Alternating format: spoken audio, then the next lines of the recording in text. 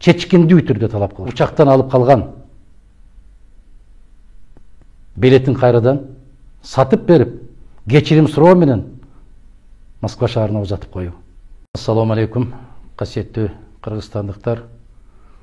Биз көптөн бери сиздер менен байланыша элекпиз. Алгачкы жолу тилекке каршы жагымсыз окуянын натыйжасында кайрылууга туура келип отурат. Баарыңыздарга белгилүү болгондой, кече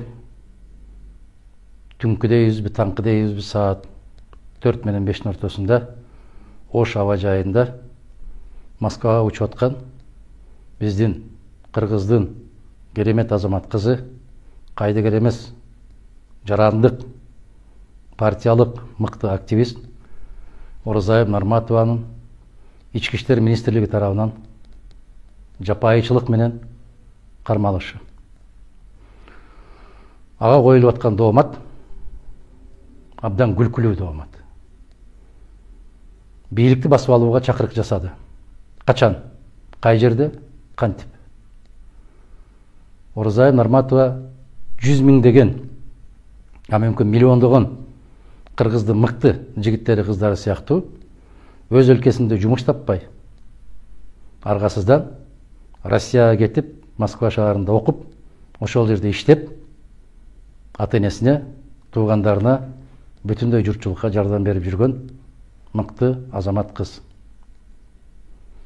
Анын кармалышынын себеби бирөө гана.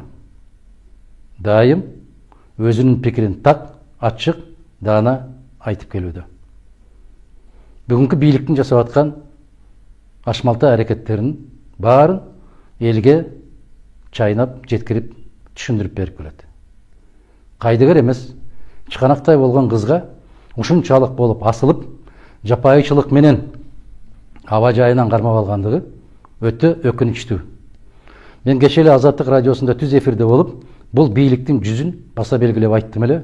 Мына сиздерге даана далил дагы бир жолу өздөрү көрсөтүп отурат.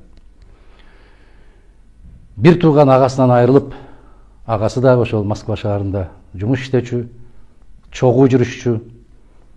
Анын сөөгүн алып келип, өз мекенине, өз айылына жашырып, кыргыздын салты боюнча кыркын чыгарып, Куран окутуп, бата кылып, 9-ында бейшембе күнү бул иш-чараны аяктап, түндө Москва шаарына учуп кетмек болгон.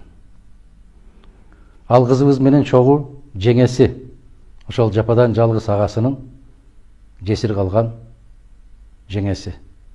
Жана жетим деген сөзгө оозум барбайт. Аллахка шүгүр, чоң атасы бар. 4 эрезеге жетелек балдары.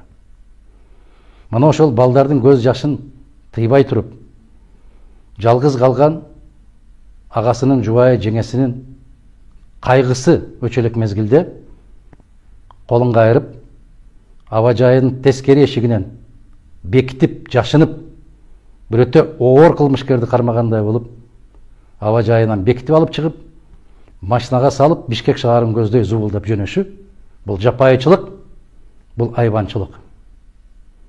Эң өкүнүчтүүсү, Садыр Жапаровдун ушундай абалга түшкөндө, мен ошол кездеги бийликке да ушинтип кайрылдым эле.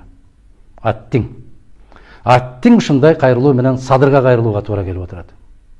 Уят маселе. Бул кыз бала мына ошол түндө атасы телефон чалып байланышкандан бери бизде тыным жок, уйкусуз түн өттү. Атасы жакында эле байбичесинен ажырап, андан кийин жападан жалгыз уулун жерге берип, ата кайгысына көтөрө албай турган мезгилде эң кенже кызын ушундай абалга кабылышы, мен ата катары түшүнөм, жараткан андай күндү эч кимдин башына салбасын. Эсиңе келчи айланайындар. Эсиңерге келип токтоңгулачы. Жапайычылыктын мен билем, өзүм чечем, өзүм айтам деген саясатыңды токтотчу айланайын.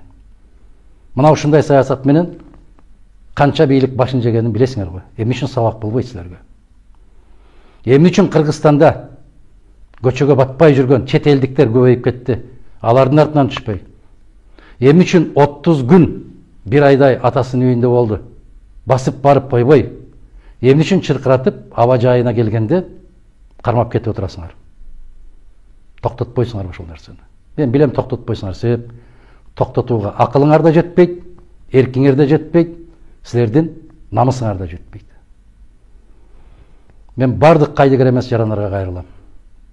Биздин тарапташтарга, мына Москвадан, Россиядан, Казакстандан, ар жагы Америка менен Түркиядан бери телефон чалып, менин телефонум кайнап кетти. Эмне кылабыз деген суроону коюп атасыздар.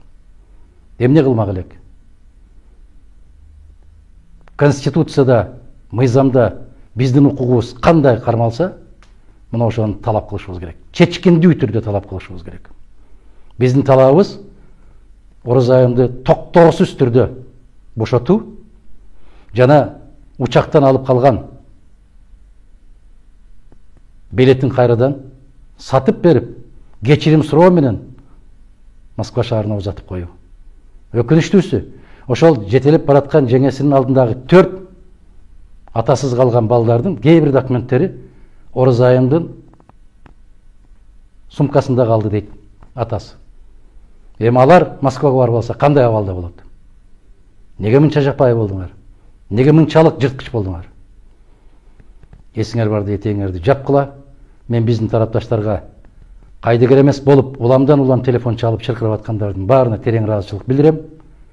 Касиеттүү Кыргызстаныбыздын асманы ачык болуп, элибиздин эрки бекем болуп, өз тагдырыбызды, өз келечегибизди, өз укугубузду өзүбүз коргоп алган, көрүнгөндүн колун карабаган, жер карабаган касиеттүү эл болгон күндү Аллахым насип эткен болсун.